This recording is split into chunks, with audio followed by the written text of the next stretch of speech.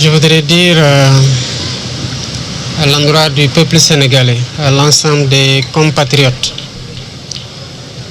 que c'est avec une immense tristesse que je me tiens ici aujourd'hui,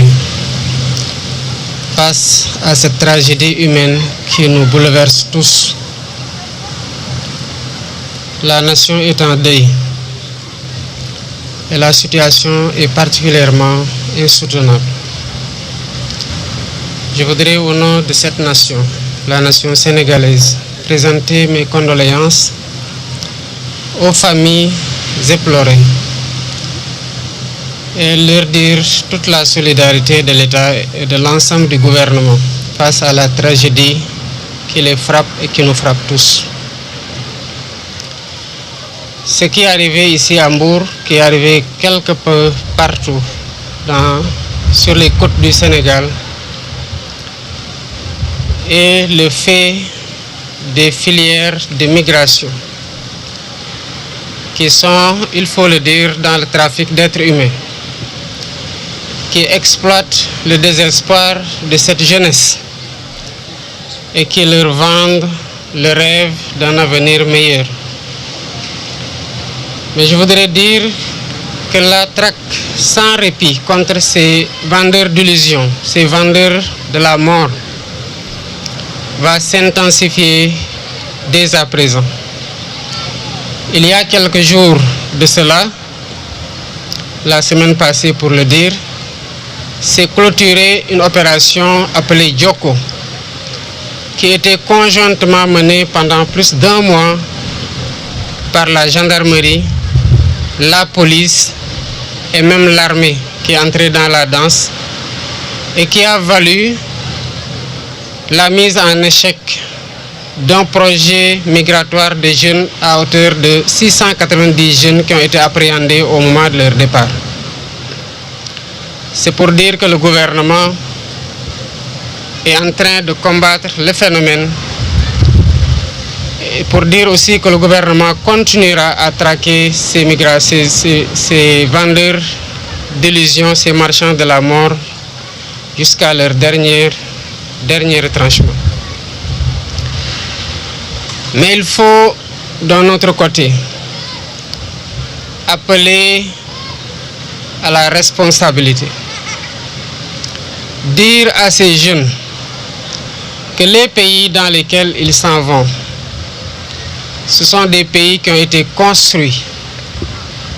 par des êtres humains, par des citoyens qui ont cru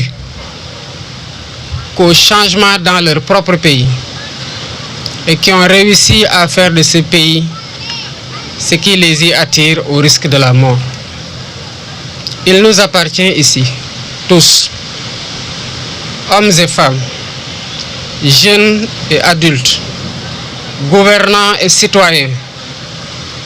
de nous mettre autour d'un projet de construction de ce pays et de croire à l'espoir, de croire à la possibilité de changer par nous-mêmes et pour nous-mêmes le visage de notre pays. Le gouvernement travaille d'arrache-pied à mettre en œuvre des politiques publiques adéquates pour donner du travail aux jeunes ici au Sénégal et les inviter à la reconstruction de notre pays. Il y va de notre responsabilité à tous. Je voudrais aussi appeler les familles à mettre moins de pression à ces jeunes. La pression positive se comprend de la part des parents sur les moins jeunes et sur les jeunes. Mais la pression ne doit pas aller au-delà de la motivation à travailler, à se serrer la ceinture et à y croire et à avoir de l'endurance dans les difficultés, mais ici au Sénégal. Elle ne doit pas aboutir à faire prendre le risque suicidaire d'emprunter les vagues. Il n'y a que la mort qui s'offre comme alternative quand on prend un voyage aussi périlleux. Le gouvernement continuera à mettre tout en œuvre pour dérouler les politiques qui permettent aux jeunes de travailler. Mais encore faudrait-il que l'ensemble de ces jeunes comprennent qu'il n'y a pas de saut métier. Les métiers que beaucoup d'entre eux exercent ici sont les mêmes qu'ils cherchent à exercer ailleurs, ou même des métiers moins valorisés. S'il ne s'agissait que de jeunes qui n'ont pas de travail, encore on pourrait dire que c'est le chômage et c'est l'envie de se réaliser. On comprend leur désarroi. Mais il y en a qui ont du travail et qui veulent malgré tout arrêter de travailler et qui prennent les vagues. Cela ne peut être une option. Je voudrais aussi appeler à la solidarité des populations. Dans les prochains jours, le gouvernement mettra en place un numéro vert. Parce qu'il ne peut pas y avoir de départ dans les conditions où les gens empruntent la mer sans qu'il y en ait qui en sachent quelque chose. Mais ils ne doivent pas se taire parce que quand ils se taisent, c'est des centaines de jeunes qui perdent la vie. Et c'est ces jeunes-là qui doivent reconstruire le pays. C'est ces jeunes-là qui constituent l'espoir. Donc, les forces de l'ordre font un travail remarquable. Ils vont encore l'intensifier. Mais il faut que les populations, quand ce numéro vert-là sera mis en place incessamment, qu'ils se mettent à dénoncer les filières de migration et à dénoncer tous ceux qui sont en train de convoyer des jeunes vers les vagues de la mort. À défaut, il sera extrêmement difficile de combattre ce phénomène. Il faut que les jeunes et les populations comprennent que la situation qui a fait prendre la mer à ces jeunes pendant des années ne peut être résolue du jour au lendemain. Il faut du temps pour que les solutions qui sont mises en place opèrent et que les conséquences positives se fassent ressentir. Entre-temps, il nous faut prendre notre destin en main en tant que Sénégalais ici au Sénégal et ne pas fuir les difficultés et les défis qui s'imposent au peuple sénégalais, jeunes, vieux, hommes et femmes qui doivent relever ces défis-là. Voilà ce que je voulais dire en présentant à nouveau toute ma compassion et la solidarité du gouvernement à l'ensemble du peuple sénégalais, mais aussi à l'ensemble des familles éplorées dans cette tragédie. maa ngi taxaw fii ci Mbour ci plage bi ak tiis ak naqar gu mag gu amul fu ñu ko mën a xayma li xew fii musiba la te musiba mënu ko weesu ndax bu ñu waxee ne am na gaal gu am lu mat juróom-ñett fukki nit ñu génnee ci ñeent kese ñoo xamante ne ñu ngi dund boobu ba tey ñu ropp ci lu mat fanweer ak juróom-ñaar ñeneen ñi gisuñu ko jéeye ci réew musiba mënul weesu loolu ñii def lii nag di jël ndaw ñi ci seen naqar ak seen ñàkk liggéey gu ñu nekkee ñenn ñi sax am fi liggéey waaye ñu di leen gëmloo ne feneen moo gën ba tax ñuy jël alal guñ ciy dàq rek tax ñu jël ndaw ñooñu di leen yóbbu ci di leen yóbbu ci géej gi pour yóbbu leen Espagne wala feneen ñooñu gouvernement bi dina ko jëflanteeg ñoom ba mu mat sëkk te dinañ taral daan yi te dinañ leen rëbb ba fépp fu ñu mënte nag ñu fekk leen fa ndax lii mënta wéy kon li xew